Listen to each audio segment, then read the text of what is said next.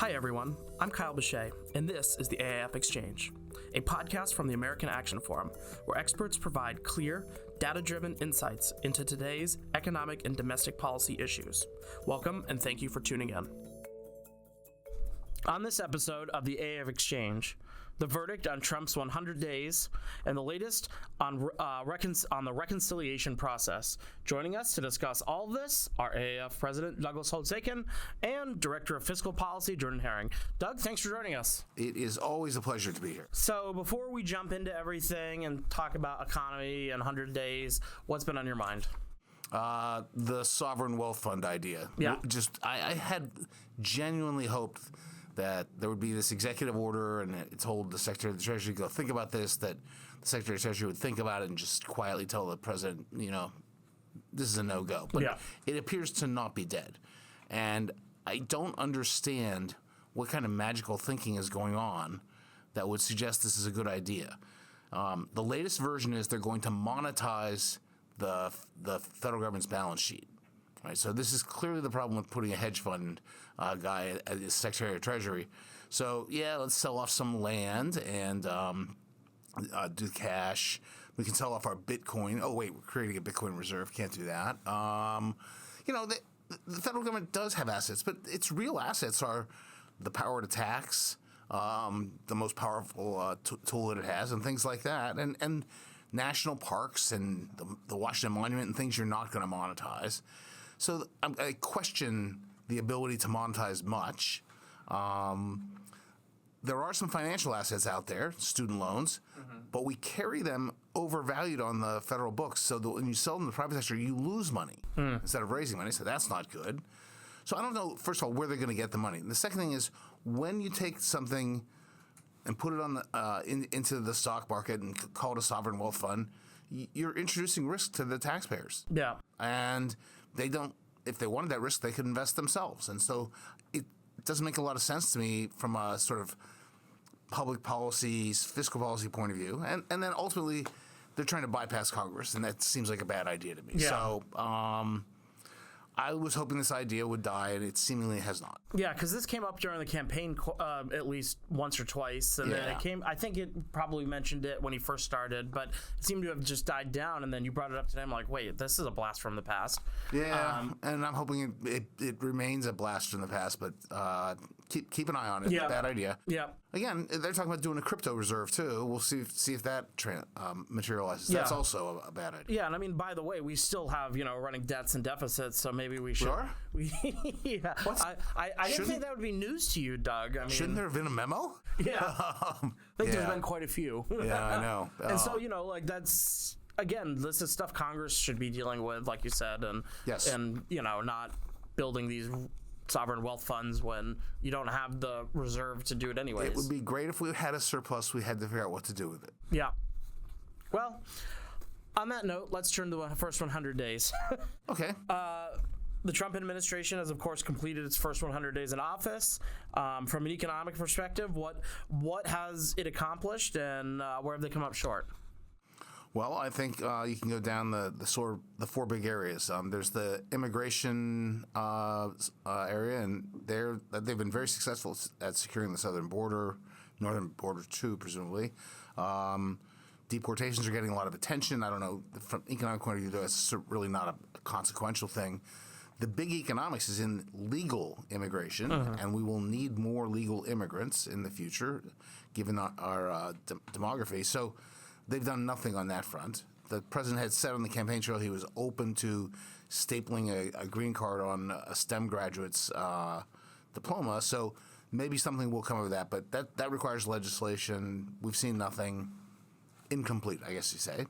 Then you've got the regulation deregulation portfolio. That's a work in progress. They've got all the tools. They've got the budgets. They've said every agency should aim to do as well as they did in 2017 or better. And that was in a year when there was very little in terms of regulatory costs. They have the 1 in, 10 out rule, where it used to be 1 in, 2 out, but they've broadened the things that are eligible for being tossed out, things like letters of guidance or memoranda of guidance. So those don't get published in the Federal Register, so we don't know if they're doing that. Probably doing some of that. But that has the chance to be quite dramatic, and so I think that looks like it's on track to be very successful in the first 100 days. We just don't really know what's happening yet. Tax and fiscal stuff, well, we know this story, and we'll talk about it some more. Reconciliation process is still in progress, and and incomplete on that front.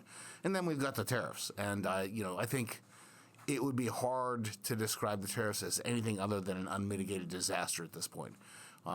There was the nature of the rollout, unexpected pause, on off, all that.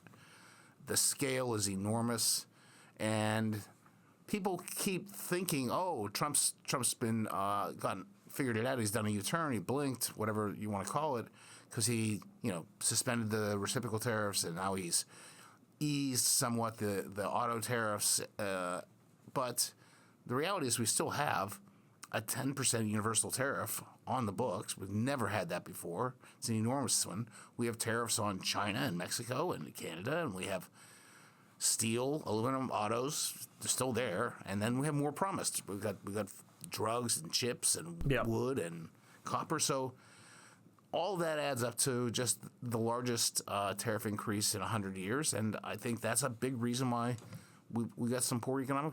Mm-hmm. Yeah, I mean, so on the tariff front, do you see any? Could we see a pivot? Is there any indication there's a pivot here, other than he in his first term he responded to pressures, and as I've mentioned to you before, essentially gutted some of his tariffs. So he left the steel tariffs on the books, but he exempted Canada, Mexico, Brazil, Argentina, Germany. Basically, anyone who sends a steel got exempted. You could see him starting to do that. The auto thing was a little step in that direction. You could see that happening on other fronts as well. So he can do that. He can just declare, we have a great trade deal with Vietnam. We love it. Not going to do a reciprocal tariff. Just got a great trade deal with Japan. Love it. Who knows what will be in those? You could just drop those and they'd be gone. So and Canada and Mexico, I think you could get rid of tomorrow. I don't understand why they're there. The sticky thing is China, where he and Xi are just locked in a, I'm not going to move first sort of showdown. And the 10% tariff, where it's his idea. There's no one to negotiate with. He's not the kind of person who says, I made a mistake and pulls it down. So my latest thinking on that front is Congress might need to save him from himself and just take away his authority to levy that. So. Yeah, and then on the regulation front, I mean, it's been kind of quiet, but I thought it would be quiet. I thought it was going to be a big part of his first 100 days. It was a big part of his first 100 days in 2017. 17, if I remember right, Congressional Review Act resolutions signed by the president. I think we're at 8 now. And we're running out of time, so didn't see that. We haven't seen dramatic taking up of Biden era regs. So that has been a surprise. Yeah. And since those regulatory costs are costs, they are an offset to tariff costs if they get rid of some regulation costs. So I would have thought they'd go aggressively on that. I mean, it would just make doesn't sense. seem like they have. It would make sense that you do these this tariff and regulation thing simultaneously to take pressure off the economy as you're trying. One tariff in, one regulation out. Yeah, something like that. I mean, but speaking of which, we heard about this 10-to-1 rule that they said they were going to do, and I haven't. So we can't track that. Yeah. But they could easily inform us of it, take credit for it. Yeah. Agency by agency announce, here are the 10 rules we got rid of for the one rule we just did. Right. It seems that would be, but there doesn't seem to be a lot of press around that, which I found very, very interesting in the first 100 days. It is a surprise. So that is not what I expected. Yeah, and then I imagine that anything, just for the first pillar that you mentioned on the immigration front, I imagine that it would take a lot longer, and it's probably not a priority on the stapling agreement. Doesn't look like it. Doesn't look like it. But I mean, again, this is kind of like dealing with the deficit and the debt, right? At some point you gotta. Yeah. And so it's another, at some point you gotta moment. That moment is not now. How much of immigration is being of their platform is being put into like the reconciliation bill? I don't want to get too far ahead of Jordan, but. Oh, I think they'll try to get as much as they can in. The question is, what will the parliamentarian leave it? Yeah. Since it's ultimately a question of, is it genuinely budgetary in nature? Right.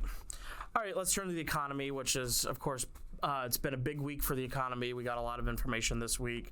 We got a flood of data today. Yes. From the last 2 weeks. We're going to get more on Friday with jobs numbers. Inflation, the labor market, GDP growth. What have we learned? I think we've learned the following. Looking back, we had a relatively modest March on the inflation front. That was true with the CPI. It's been true with the PCE price index, which came out at 10 o'clock this morning. But that doesn't mean every part of the first quarter was that way. If you look at the first quarter GDP report, the fact that the top line growth rate was negative 0.3 has gotten all the attention. The quarterly inflation rate, the core PCE price index for that quarter is 3.5%, up, not down. So you've got an economy that's faltering, and you have an inflation rate that's rising. Those are conflicting parts of the dual mandate for the Fed, so that's trouble. Right? That's landing them right in the place they were afraid they were going to be. Now, I don't think anyone should believe the negative 0.3 number at face value. There's an enormous amount of influence from the timing due to the tariffs. So we saw a big surge in imports. That's getting ahead of the tariffs. We saw a lot of that go into inventories, big bounce up in inventories. We saw a big boost in equipment investment at 22% annual rate. That's all just getting my capital goods into the country and installing them. So if you strip out all that stuff, you've got a growth rate that's something like 1.25% to 1.5%. So it's weaker than the 2.4 in the fourth quarter, no question about it. And the troubling weakness in there is consumer spending on goods, especially durable goods, very soft. Most of the anecdotes, you and I even had this conversation, were about consumers also buying ahead of the tariffs. Yeah. Let's get my big ticket item in advance. It's not in the data. That's for, or it is in the data, and the underlying trend's even worse. Yeah. And so that to me is the most troubling part of that whole report. Yeah, that is troubling because, like you said, I think on the last podcast we talked about how everyone is just going to be buying ahead, new appliances, even smaller things. Like I just bought a whole bunch of new clothes because I'm like, it's a smaller item, but I want to get that done before get it done. I'm paying $60 for a pair of pants rather than just $29.99. Well, if it's $10 from China, it's going to be $24 post tariffs. Yeah. So that adds up. Yeah, it was interesting earlier this week when Amazon was, that news story out there that Amazon was going to add price transparency with tariffs to their stuff, and then that got shut down pretty quickly. But hey, look, if you believe in tariffs, you shouldn't be ashamed to have them on there. I don't think I didn't love that episode at all, to be honest. So on the economy, that's all history. We also got ADP report for April, so we're starting to see the first data post-Liberation Day, and it was a very soft report, 62,000 jobs, and weakness, a decline in a surprising area, health and education. That's been a real source of employment growth over the past year. So that, as a sort of precursor to Friday, that's a little bit of a wake-up call. And interesting. I haven't seen any real evidence of large-scale layoffs, but they have really. It does seem that the employers are now going to pause and maybe not hire anybody. Yeah, like put no new costs on the books. Right. So that would make me worry about Friday's number. Interesting. Well, we'll have to wait and see. The good news is I don't do Friday's number, so it's Fred Ashton's problem.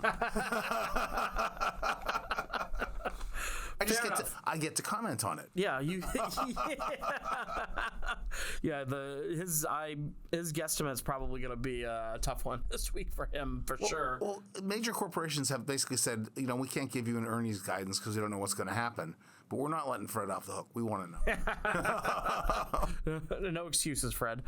So tariffs obviously are playing a big role in a lot of the economic data we're having. Actual or threatened. Yes. The threatening obviously creates uncertainty.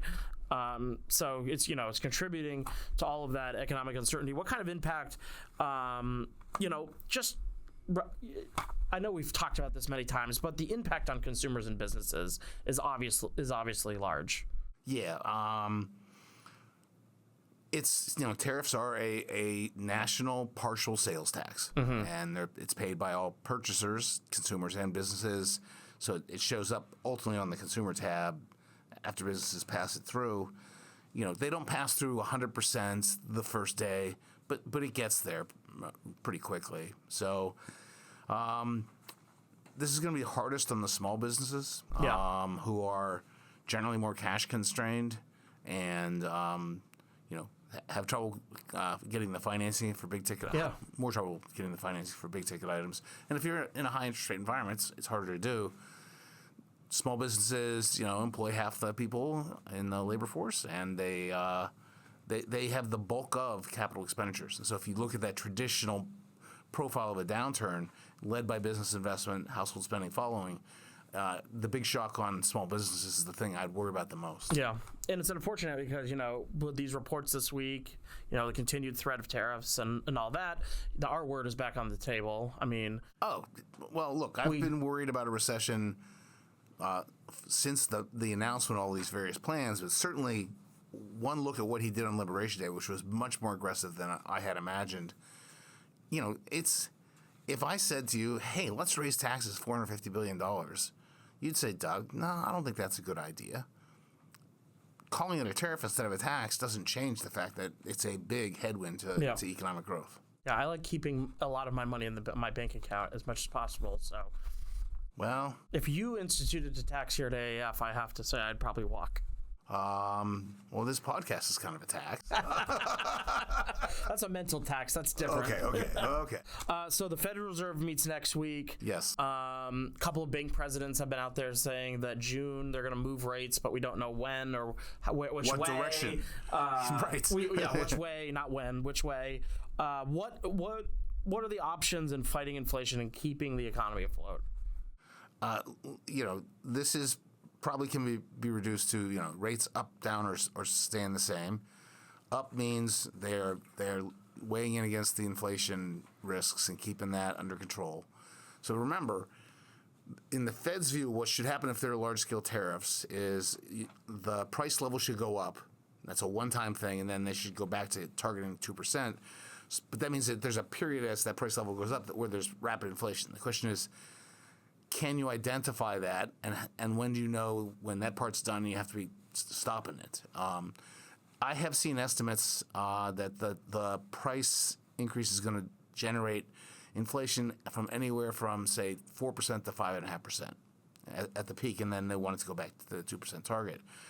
I think it's going to be really unpopular if we start seeing 4 and 5% inflation again. That's going to be an issue. So they may choose to raise and push hard against that.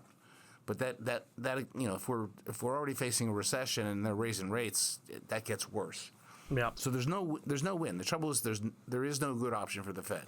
They can not worry about the inflation and ease rates, and that might help on the unemployment front. But the inflation, they run the risk of being blamed for that. So they're earning their money this year. There's no doubt about it. That's quite the rock in the hard place situation for them. Absolutely.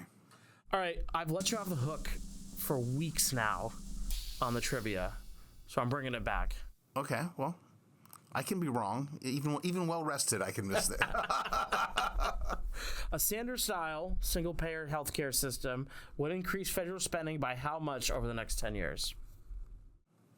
Over the next 10 years. Wrote about this in I know. Oh, what did we end up with? A Sanders-style. $70 trillion. So in the dish you had 44, which was it depends very which similar one. to the Harris number. So this was similar to the Harris plan. Yeah. So so this was the Steve Parenti study that he did during the campaign. Right. And that's also so that was sort of the baseline. Okay. Well, that's a cheaper one. Yeah. Sanders one. I'm sure he's got way more expensive one too. Yeah, he has a much richer array of benefits. So, but anyway, I think that rounds to 70. So, a trillion here, a trillion there. But the real issue here is the money. Yes, I get that. We can't put that on the federal budget. We can't afford that on the federal budget. Yeah, you have to finance it, and that means taxes that no one wants to pay. But the question is, what problem are you solving? And it's important to remember that, Sanders is fond of saying, look, we spend all this money on health and we have the worst health in the world. Our outcomes are horrible. Well, 80% of that is things like your genetics and your diet and your exercise and your prevention, and 20% of it's the actual acute care healthcare system. And so, our bad health isn't going to change with a single payer, because people are probably still going to have the same genes, and they may have the same diet, and they may have the same exercise. And it's so I'm baffled by the attraction of this. Yeah, I know this is the point you guys have been trying to make in your reality checkup pieces that you've been doing, that you and Michael have been sort of spearheading.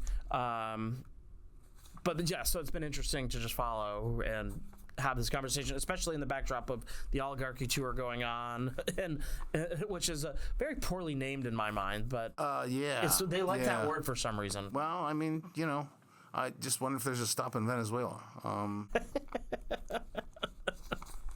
So, anyways, Doug, thanks for joining us, talking about all this stuff, talking about the first 100 days, talking about the economy. I'm sure the next 100 days are going to be just as eventful, and we'll have a lot more to talk about. Absolutely. All right, Jordan, welcome back. Thank you for having me. Been a few weeks, but I'm sure you've been busy with with following reconciliation and all of the different proposals being put in there. I have, yes. It's been quite a time. Yeah, I can imagine.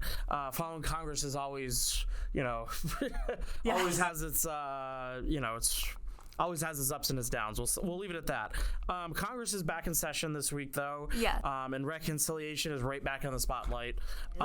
So start by giving us a quick reminder of what happened right before lawmakers went on recess. Yes. So right before Congress adopted the fiscal year 2025 budget resolution, which essentially unlocks the pathway for reconciliation legislation to implement some of President Trump's domestic policy agenda. So it basically unlocked the pathway for Congress to craft that one big, beautiful bill that policymakers and the president have been talking about for months. So a quick overview, just as a quick refresher, budget reconciliation is essentially this special legislative process that allows legislation in the Senate to pass with a simple majority. So it basically gets around the 60-vote threshold that would be needed to overcome the filibuster in the Senate. It allows legislation to be essentially passed on party lines. So the budget resolution unlocked the pathway for that. And what it did was it includes reconciliation instructions for 10 Senate committees and 11 House committees to draft policy changes to meet a specific target. Some of the committees are instructed to draft measures that'll increase deficits on net over the next decade, and some are instructed to craft measures that will reduce deficits over the next decade. And in total, the House portion would allow for $2.8 trillion of net deficit increases over the next decade. The Senate portion would allow for $5.8 trillion. So after that was enacted, or adopted, I should say, it's not enacted, the president doesn't sign it into law. Lawmakers are now hard at work crafting the actual measures to meet their actual targets as specified in the budget resolution. So quickly, because there was I just remember there was some confusion around how the House dealt with, did they get on the same page with their resolution? How did that all work out? They didn't. So a big issue is how the budget resolution is going to be scored, whether they're using a current law baseline or a current policy baseline. So the House is using a current law baseline. So they're essentially assuming current law, that means the Trump tax cuts expire as scheduled and they're not extended. So when CBO eventually goes ahead and scores the bill, it's going to be scored against a current law baseline, whereas the Senate adopted a current policy baseline, which is basically this gimmick where they're assuming that extension of the Trump tax cuts cost effectively zero. So that's why you're seeing the discrepancy in the two numbers. Okay. Thanks for clearing that up. So Speaker Johnson has said that, of course, the House is going first in all this. Speaker Johnson has said, the four big committees, the ones that we're keeping our eye on during this, will begin their markup next week sometime. Still, some of them haven't announced the exact date yet. So what are the key items still being negotiated as they begin markup? Yeah, so all eyes are on the House. The House is kind of taking the lead on this. There hasn't been really any traction in the Senate yet on this. This week alone already, 7 of the 11 instructed House committees have already put out their reconciliation measures and started markups of those. They're not really the exciting ones. It's committees like the Armed Services Committee, Homeland Security, Judiciary, Education and Workforce, Financial Services, and Transportation and Infrastructure committees. The big ones we're waiting to hear from are obviously the Ways and Means Committee, the Energy and Commerce Committee, and the Agriculture Committee. So Ways and Means has an instruction of $4.5 trillion, so they can increase deficits by $4.5 trillion over the next decade, and that's where you're going to see the tax portion of this bill. It's going to be, the extension of the 2017 tax cuts, as well as the tax proposals that President Trump proposed during the 2024 campaign. So that includes things like no taxes on tip, no taxes on overtime, no taxes on Social Security benefits. Press reports indicate that the Ways and Means Committee is pretty much drafted their section of the reconciliation bill, but they're waiting to see where the other committees land before they actually put their legislative text out. And part of that is because there's a caveat to the $4.5 trillion instruction. So the House is aiming for $2 trillion of spending reductions, but if they can't meet that $2 trillion target, the Ways and Means instruction is going to be reduced to offset that difference. So say, for example, the House can only come up with $1.5 trillion of spending reductions, you're going to see the Ways and Means instruction reduced to $500 billion to meet that, to accompany the difference. Johnson would like the Ways and Means Committee to do its markup of the bill next week. We'll see what happens. A key sticking point in what's going on with the tax negotiations, there's a lot of discussion around the state and local tax deductions. So the TCJA put a temporary cap on the SALT deduction at $10,000. Now that provision is set to expire at the end of this year. Some Republican lawmakers in high tax states in New Jersey and California would like to see the deduction increased, but you have other hardline conservatives that's a non-starter for them, and that's a non-negotiable for them. They want to see the cap stay where it is. And then in the Energy and Commerce Committee, that's another one we're going to be paying a lot of attention to. They're instructed to craft measures that would reduce spending by $880 billion over the next decade, and that's where you're going to see any changes to Medicaid. I'm sure you're seeing a lot in the news about potential Medicaid cuts. There's a growing wariness within the GOP about how deep those cuts could actually be. The big proposal that was being floated was to reduce federal reimbursements for Medicaid to states that had expanded Medicaid under the Affordable Care Act. Some in the GOP are saying maybe that's going a little bit too far, and maybe an alternative proposal would be to just establish per capita caps on federal spending for Medicaid. And then the other one that I'm going to be paying attention a lot to is in the Agricultural Committee. They have an instruction to reduce deficits by $230 billion. And a big change that they're eyeing is a change to the Supplemental Nutrition Assistance Program. SNAP program. Exactly. And the biggest change would be to shift a greater percentage of the cost of the program to the states, but the White House has said that it won't support such a proposal, so the Ag Committee is kind of waiting to see if House leadership reduces their instruction from $230 billion, given this latest development from the White House. And I should also note, Speaker Johnson was pretty adamant for a while that the goal was to get this big, beautiful bill to the president's desk by Memorial Day. Within the last decade, the White House has kind of pushed back that deadline now to July 4th for the bill. So we'll see. That really does seem ambitious to try and get the Memorial Day, but it still seems ambitious to try and get to the 4th of July, especially because waiting in the background of all this is, of course, the Senate bird rule and all of those fun little quirks the Senate has to go through and all this. Yes, I mean, and if they don't address the tax issue by the end of this year, we're looking at the biggest tax increase on a majority of Americans. Yeah, because the TCJA expires at the end of this year. It does. So there is a clock on this. Exactly, there is. The other clock that they've sort of injected into this is, of course, the debt ceiling portion of this, which is a whole nother storyline in all of this as well. Exactly. So it includes a $4 trillion increase in the debt limit. Treasury is slated to come out with its estimate of the X date of when we're actually going to hit the debt limit. CBO says it's going to be August or September.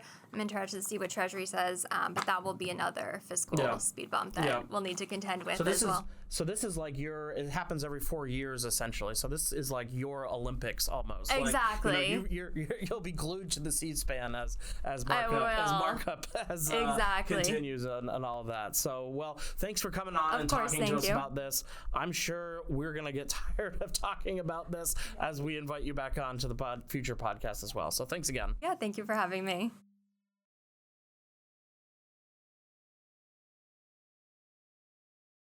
I hope you enjoyed this conversation. Tune back in for our next episode, where our experts will provide clear, data-driven insights into today's economic and domestic issues. I'd also encourage you to check out any of the links in our show notes, and also follow us on social media to learn more about AAF. Don't forget to subscribe on iTunes, Spotify, or Google Play.